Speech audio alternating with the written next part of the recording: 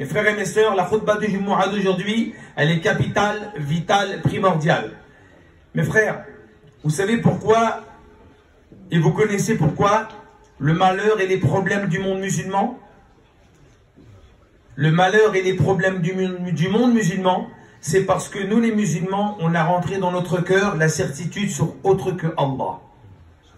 Oui mes frères, celui qui a la certitude, écoutez bien, en Allah, lui, il a la crainte d'Allah.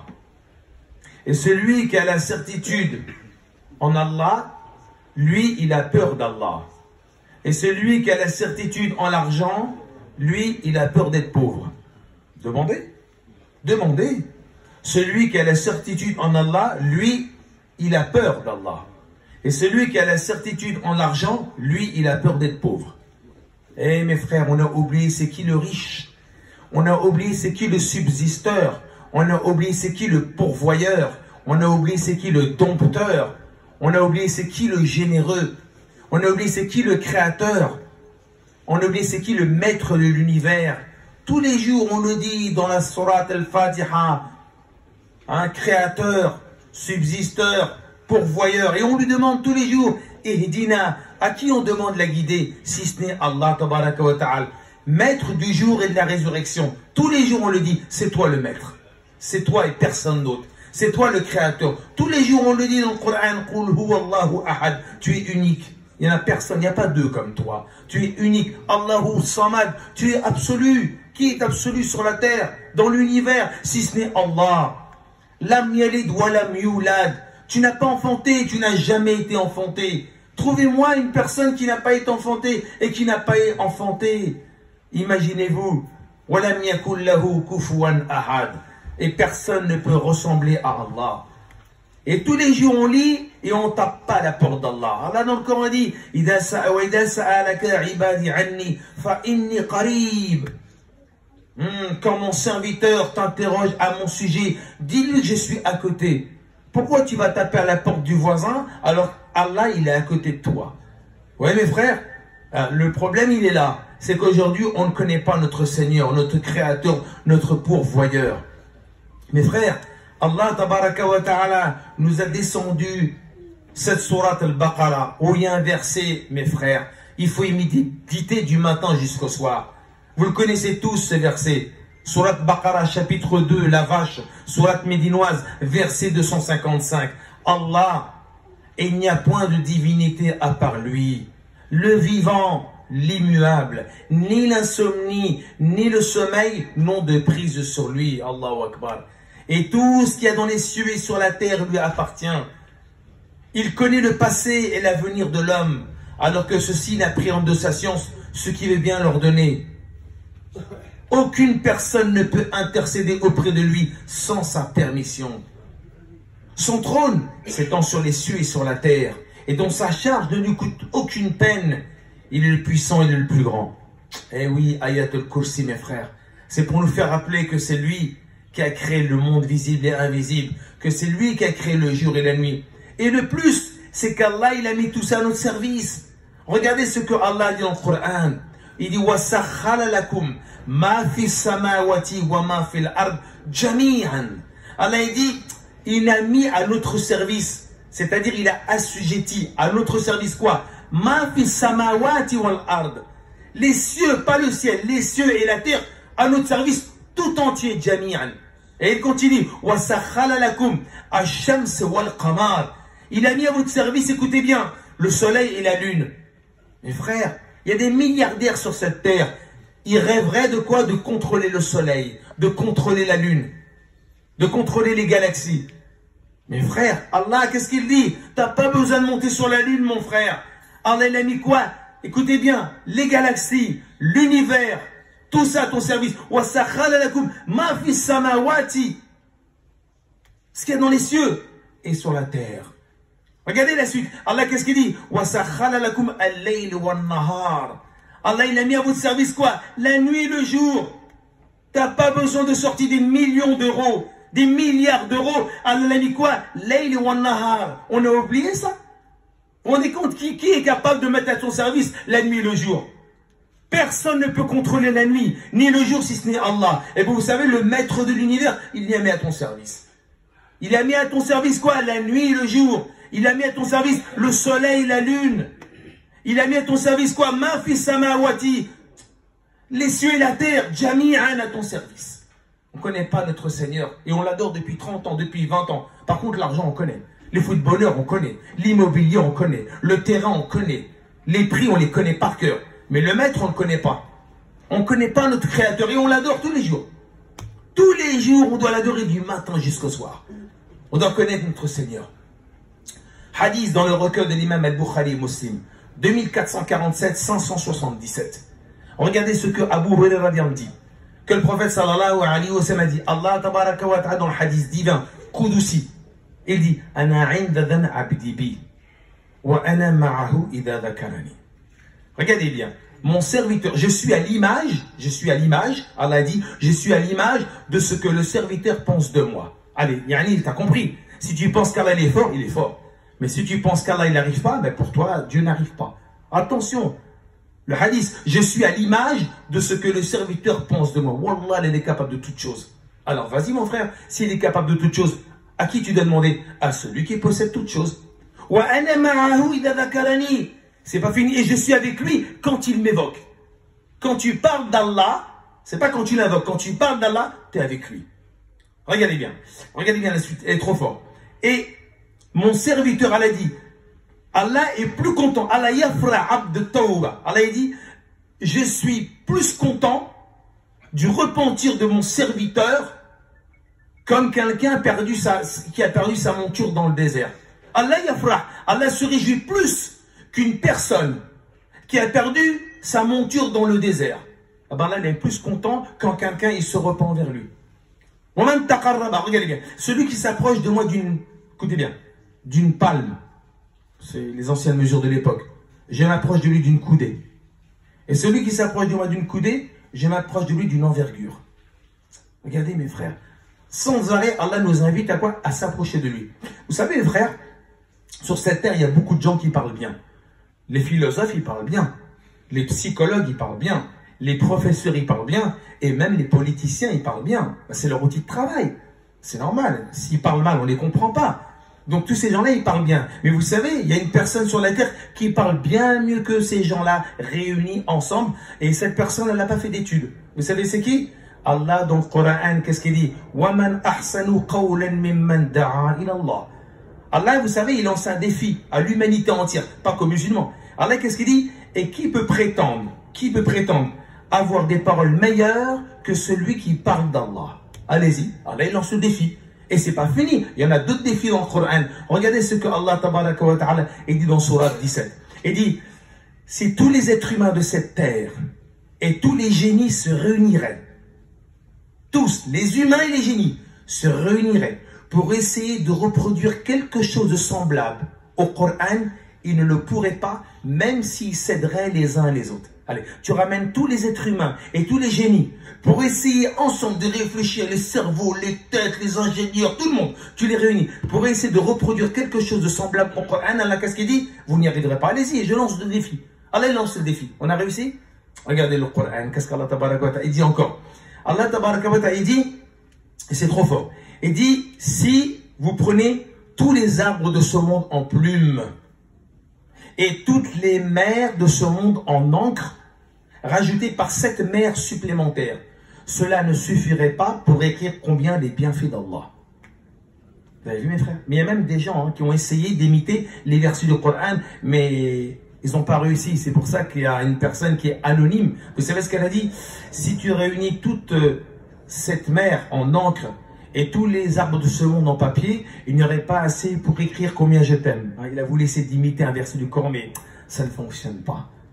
Mes frères, notre problème, il est où? C'est qu'on ne connaît pas Allah. On ne parle pas d'Allah. On ne grandit pas d'Allah. Le pire à la maison, chez toi, dans ta propre maison, tu parles. Mes frères, tu veux faire connaître Allah à travers un cher, une conférence, un YouTuber ou à travers toi. Si ton enfant, si ta femme, elle ne t'entend pas parler d'Allah, tu sais ce qu'elle va dire?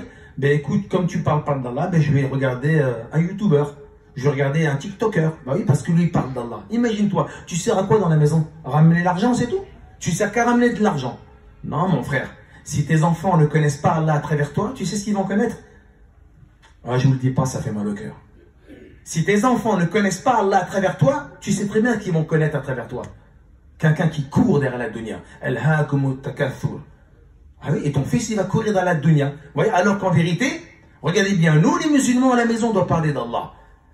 On doit grandir Allah. On doit louer Allah. On doit glorifier Allah. On doit aimer Allah. On doit implorer Allah. Vous savez, Yazid ben Maysara radiyallahu anhu, il a dit, il y en a sur cette terre qui pleurent de joie.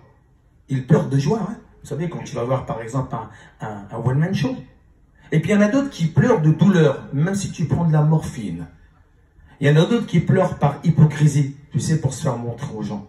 Mais seules les larmes coulées pour l'amour d'Allah suffisent à éteindre les océans de feu. Voilà. C'est ça les vraies larmes. Regardez Mohammed ben Munqadim. Il a dit, j'étais chez moi et j'étais en train de pleurer. Sa femme lui dit, pourquoi tu pleures? Elle dit, parce que je sais que je vais traverser le pont Sirat. Et je ne sais pas si j'y arriverai. Vous savez, le pont Sirat, c'est quoi? Et sa femme, elle s'est mise à pleurer avec lui. Abdallah ibn Raha, éminent compagnon, qui est décédé à la bataille de Mouta.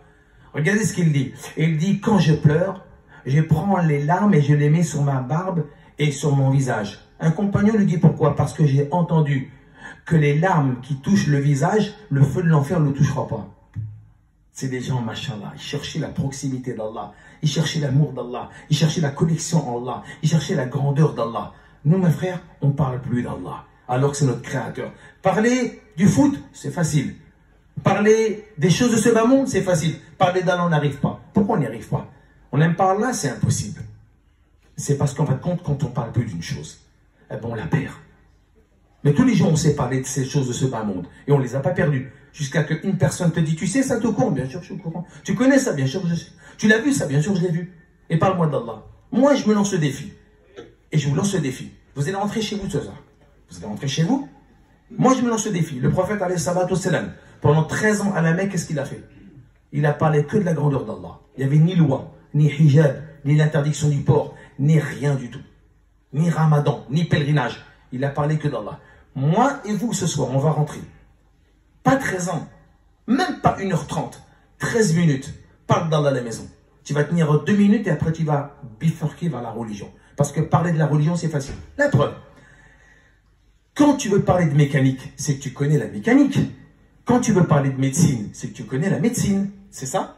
Quand tu veux parler d'immobilier, c'est que tu connais l'immobilier. Quand tu parles de religion, c'est que tu connais la religion. Et si tu ne parles pas d'Allah, c'est que tu ne connais pas Allah. On connaît plus la religion qu'Allah. Vous savez qui a dit ça? Aïcha radiyallahu anha. Elle a réuni les enfants à Médine. Elle leur a dit, nous les Sahaba, on a connu Allah avant la religion. Mais vous, vous avez connu la religion avant Allah et vous connaissez toujours pas Allah. Nous, on l'a connu 13 ans, Allah. Vous voyez? Vous savez, Mohammed al-Balkh, de la ville de Al-Balkh au Yémen, c'est un tabi'in. Il n'est pas venu à la mosquée. 2 Sahaba vont le visiter. Ils lui disent, on t'a pas vu depuis 2 jours à la mosquée. On était inquiets, on est venu te porter les condoléances. Les condoléances, parce qu'il a raté la prière à la mosquée. Vous savez ce qu'il a dit Mohammed Balkh à ses 2 compagnons? Vous n'êtes que 2? On n'est que 2. Eh bien, dis donc, si mon fils aurait été mort, la moitié de la ville m'aurait porté les condoléances. Mais si vous n'êtes que 2, cela veut dire que les gens considèrent les problèmes de l'au-delà moins graves que les problèmes d'ici-bas. Vous voyez mes frères? Regardez comment ils étaient. Pour eux, rater la prière à la mosquée, c'est comme tu as raté ta vie. Ils étaient en connexion avec Allah, ces gens-là. Et nous, c'est ça. Allah, il a envoyé quoi? Le Coran. Regardez ce qu'Allah, il envoie. Les sourates explicites. Il envoie le prophète, alayhi salam, pour nous expliquer comment s'approcher d'Allah. Ibrahim, alayhi salam, il a été jeté dans le feu. Et qu'est-ce que le prophète, alayhi salam, dit dans le hadith de Muslim? Quand Ibrahim a été jeté dans le feu, imaginez-vous, avec une catapulte, il était attaché, la braise, les oiseaux, ils passaient pas, ça brûlait. Qu'est-ce qu'il a dit? Je me remets en Allah. Et quel bon protecteur. Voilà. Pourquoi là, il envoie cette histoire? Pour nous faire montrer que quoi qu'il arrive dans ta vie, frappe à la porte d'Allah. Demande à Allah. Consulte Allah. Salat istikhara. Interroge Allah. Fais des invocations, mais pas des incantations. Comme certains charlots qui veulent te faire croire que pour ta réussite, il faut accrocher ceci, il faut aller vers ça, il faut toucher ceci, il faut demander à telle personne. Non. Celui qui protège, c'est Allah. C'est qui le protecteur? C'est qui le subsisteur? Alors mes frères, le but de cette khutbah, c'est de prendre conscience qu'on est des musulmans, mais on est loin d'Allah. On connaît la religion par cœur, chacun à son niveau. Et on est capable de répondre de ce qu'on sait. Alors si tu connais Allah, parle d'Allah. Pendant 10 minutes si tu es capable, à la maison ce soir. Non, tu ne vas pas y arriver. Pourquoi tu ne vas pas arriver? Parce que tu n'y arrives pas. Faqidu shay la yu'ti. Tu vois, quand tu perds une chose, c'est fini. Donc on demande à Allah tabaraka wa ta'ala, le défi d'aujourd'hui, quoi? C'est de rentrer au moins chez toi, ce soir, et de parler avec tes enfants de la grandeur d'Allah. Et si tu n'arrives pas, c'est ce que tu fais. Ben, tu le branches sur TikTok, et puis mon fils, regarde un TikToker qui te fait une conférence, parce que j'y arrive pas. Imaginez-vous, ça c'est le pire échec. Le pire échec de plus parler d'Allah à ses enfants. Alors pourquoi tu l'emmènes à la madrasa? Pourquoi tu l'inscris à l'école coranique? Pourquoi tu l'envoies au Jumu'ah? Pourquoi? Pour s'approcher d'Allah? C'est ça l'objectif. Donc en vérité, ce sont des moyens. La religion est un moyen. Le moyen. Mais c'est quoi le but? Le but c'est Allah. La religion c'est le moyen. Le but c'est pas le moyen. Le but c'est Allah. Le but c'est quoi? C'est de connaître Allah, de rentrer au paradis, de voir le visage d'Allah, la satisfaction d'Allah, l'agrément d'Allah, l'amour d'Allah. C'est ça notre objectif. Donc mes frères, on demande à Allah tabaraka wa ta'ala qu'on va rentrer aujourd'hui. Cette khutbah Jumu'ah, c'est quoi? C'est d'être capable ce soir de parler Allah à la maison. Subhanakallah bihamdik, nashhadu an la ilaha illa ant, nastaghfiruka wa natubu ilayk. بسم الله الرحمن الرحيم الحمد لله نحمده ونصلي على رسول الكريم صلى الله عليه وسلم. Mes frères, Allah tabaraka wa ta'ala dans Surat al-Maïda, la table servie, il dit, écoutez bien, إنما المؤمنون الذين إذا ذكر الله. Quand tu vois les croyants évoquer Allah, leur cœur se met à trembler. À trembler. Vous connaissez un cœur qui tremble? C'est facile. Regarde quelqu'un, il se met à côté de toi, il regarde la Ligue des Champions, la finale. Et quand le mec il met un but, tu vas voir s'il va trembler. Le canapé va trembler. C'est ça. Allah il dit, quand tu vois les croyants évoquer Allah, leur cœur se met à trembler. Et quand tu les vois réciter les paroles du Coran, zadathum imanan, leur foi se met à augmenter. Allahu Akbar. C'est ce qu'on veut. Allah nous donne la chance d'augmenter notre foi. La foi qu'on a ne suffit pas. Regardez dans cette vie-là, mes frères, si tu ne remplis pas ton frigo, il est vide. Si tu ne mets pas de l'essence dans ton réservoir, il va être vide. Si tu ne manges pas, ton ventre est vide. Et si tu n'augmentes pas ta foi, tu ne pourras pas régler tes affaires dans ta vie. Avec la foi qu'on a, on n'arrive même pas à régler nos affaires. Alors qu'en vérité, avec 2 rakats, avec la prière, tu règles tes affaires. Qu'est-ce qu'il a dit Salman al-Farisi quand la prière obligatoire est arrivée? Vous savez ce qu'il a dit dans tous les compagnons? Aujourd'hui, nous allons pouvoir régler nos affaires. Ils étaient commerçants, ils avaient de l'argent, ils travaillaient, c'était à Médine. Aujourd'hui, on va régler nos affaires. Parce qu'ils savent très bien que ce n'est pas l'argent qui règle les affaires. Non, mes frères, celui qui règle les affaires, c'est Allah. Celui qui guérit, c'est Allah. Celui qui pourvoit, c'est Allah. Celui qui donne, c'est Allah. Ça, on le sait. Merci Faisal, tu nous as dit une khutbah sur Allah. On le sait, mais on ne veut pas parler d'Allah. C'est ça le pire. C'est ça le pire, c'est qu'on ne veut pas parler de celui qu'on doit connaître au-dessus de toute chose. Mes frères, il y a des exemples simples qui nous font montrer la grandeur d'Allah. J'ai voyagé plusieurs fois dans l'Arabie et je suis parti dans un pays qui s'appelle la Palestine plusieurs fois. Et j'ai fréquenté des ulamas, des savants. J'ai voyagé avec eux, avec des ulamas et des mouftis. On va en plein désert. Il y a des tentes où les bédouins dorment dans les tentes. Ça s'appelle des chics au pluriel, des choukouks. On a dormi, on a passé 2-3 jours dans le désert. Et un des savants il m'a dit, viens, je vais te présenter un berger, un paysan qui connaît Allah. J'étais étonné. Dans ma tête, c'est le savant qui connaît Allah. Non, mes frères. Les savants, ils connaissent Allah et ils connaissent les règles. Hein, ce qu'on appelle le tawhid. Mais les paysans, ils connaissent aussi Allah. Ok, je l'ai cru, je suis parti voir. On a rencontré le paysan. Et il m'a dit, pose-lui n'importe quelle question. Et il cultivait des oignons. Et je lui parle des oignons, il me parle des oignons. Il me dit, tu sais, cet hiver, il va faire très froid. Je lui dis, mais comment vous savez, monsieur, qu'il va faire froid cet hiver? Il me dit, il faut regarder la grandeur d'Allah dans sa création. Et Allah le dit dans le Coran, Inna fi khalqis samawati wal ard, wa ikhtilafil layli wan nahar, la ayatan li ulil albab. Dans la création des cieux et de la terre, et dans l'alternance du jour et de la nuit, il y a des signes pour les gens doués d'intelligence. Et moi, je réfléchis à la création d'Allah. Alladina yadhkuruna Allah qiyaman wa qu'udan wa 'ala junubihim. Ceux qui se rappellent d'Allah assis, debout sur le côté. Eh bien, il dit, les oignons, normalement, ils ont 2 manteaux. Eh bien, regarde, tu vois pas qu'ils ont 3 manteaux? Ça veut dire que cet hiver, il va faire froid. Et ce qu'il m'a dit, le paysan, qui a dit au manteau de mettre un troisième manteau? Qui a dit aux oignons de mettre un troisième manteau? Parce que cet hiver, il va faire froid. Qui a dit aux oignons? Il m'a dit, c'est Allah. Vous savez, en Amérique du Sud, il y a les perroquets. Arras, les perroquets. Et les chercheurs se sont rendus compte que tous les perroquets, ils mangeaient des graines empoisonnées. Et ils ne mouraient pas. Alors ils ont filmé. Ils les ont filmés pendant un certain temps. Et ils se sont rendus compte que chaque soir, les perroquets, ils allaient sur une falaise. Et ils mangeaient de la terre. Ils ont fait des études, ils ont vu que c'était de l'argile. Ils se sont rendus compte que l'argile était quoi? Un antidote. Un antidote. Et quand ils mangeaient de l'argile, eh bien quoi? Ben, ça tuait les toxines dans l'estomac des perroquets. Mais qui a dit aux perroquets, attention, vous mangez des graines empoisonnées, vous devez aller le soir sur la falaise manger de l'argile? Qui leur a dit? Si ce n'est Allah. Vous savez, quand la femme, elle allait, elle est chez elle, elle dort le soir dans sa chambre. Son enfant, son nourrisson qui a 6 mois, il est dans le lit, il pleure. Regardez ce qui va se passer par la puissance d'Allah. Et personne ne peut créer ça. Allah, tabaraka wa ta'ala, il va créer une hormone qui s'appelle l'ocytocine. Cette hormone avait déclenché le lait dans le sein maternel. Mais qui a dit au cerveau, attention, l'enfant il pleure, déclenche la cytocine pour que l'hormone fasse quoi? Déclencher le lait. Qui a fait ça si ce n'est Allah? C'est ça qu'on doit dire à nos enfants. C'est ça, c'est pas la peine de le laisser sur TikTok, sur les réseaux. Parle d'Allah, si tu sais pas faire ça, alors mets-lui une vidéo. Voilà, notre malheur, il est là. C'est qu'on parle plus d'Allah à la maison avec nos femmes et nos enfants. Ah, on sait parler du commerce, on sait parler de l'argent, on sait parler de la politique, on sait parler du bled, on sait parler des maisons, on sait parler des terrains, on sait parler de tout ce qui est, Allah dit, kullu man alayha fan. Ah, on sait parler de l'éphémère.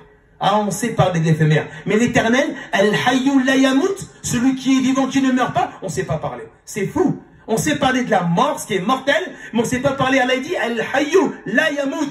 Allah dit, je suis le vivant qui ne meurt pas. Pourquoi ne parlez pas de moi? Eh mes frères. Donc ce soir, c'est la résolution. Ce soir, on lève les manches, on mouille les chemises, on s'assoit avec les enfants, on leur parle d'Allah. Tiens un coup, 3 minutes, 4 minutes, mais fais ce que tu peux, mais parle d'Allah. La religion, c'est facile. Il vient à la madrasa, tu ouvres un livre, tu parles de din, mais parle d'Allah, du créateur de l'univers. اللهم اهدنا فيمن هديت وعافنا فيمن عافيت وتولنا فيمن توليت برحمتك يا ارحم الراحمين. Allah fait qu'on s'approche de toi dans la religion. Allah donne-nous l'amour de toi, l'amour de ta grandeur. Allah fait qu'on rentre au paradis large comme les cieux et la terre. Allah fait qu'on a l'amour de ton livre, le Coran. Allah fait qu'on se délecte quand on lit le Coran. Allah raffermit nos cœurs quand on fait le dhikr. Allah donne-nous l'amour de la dua, qu'on te demande du matin au soir, qu'on ne demande à personne d'autre à part toi. Allah fait qu'on ait l'âme sous nos visages. Allah donne-nous la foi, donne-nous la certitude en toi, la confiance en toi, l'espoir en toi et l'amour de toi. Allahumma salli ala Muhammad wa ala ali Muhammad, kama sallayta ala Ibrahim wa ala ali Ibrahim, fil alamina innaka hamidun majid, subhana rabbika rabbil izzati amma yasifun, wa salamu ala al-mursalin, walhamdulillahi rabbil alamin. Aqimu as-salat. الله أكبر الله أكبر أشهد أن لا إله إلا الله أشهد أن محمدا رسول الله حي على الصلاة حي على الفلاح